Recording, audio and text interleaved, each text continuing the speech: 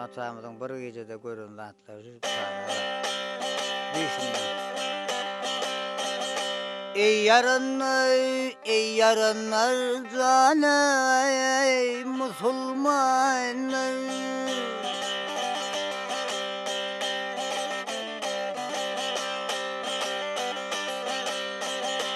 Ey yarınlar canay Müslümanlar. Bir gece seyran içinde yav 32 adam verdim ey 32 adam verdim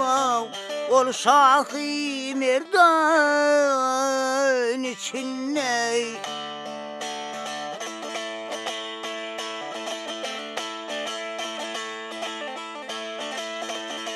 Olana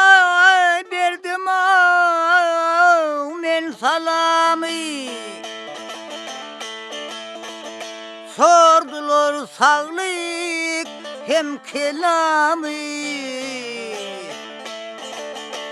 Şeyh-i Seyyid Mevla Canı Şeyh-i Seyyid Mevla Canı ol Şahı Kenan içinde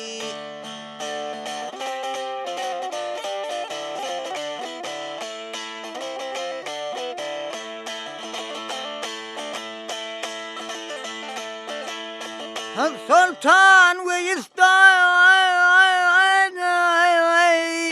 Pehlivanı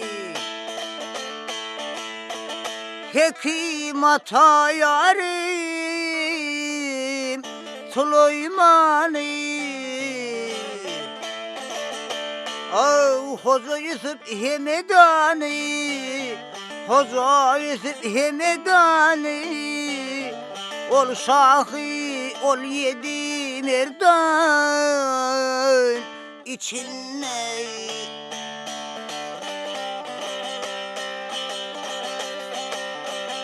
Türkistan yesir server Amam Kasım Amam Cabbar Yahya bile Nuh peygamber Yahya bile Nuh peygamber Bayeli Sultan içinde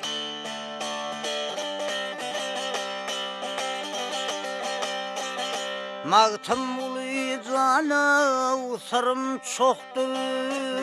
Men neyleyil bilen yoktur Ölmek hem dirilmek haktır Ölmek haktır, ölmek haktır Okudum Kur'an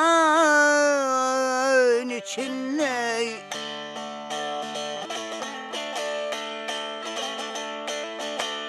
Ay okudum Kur'an içinde Bayeli Sultan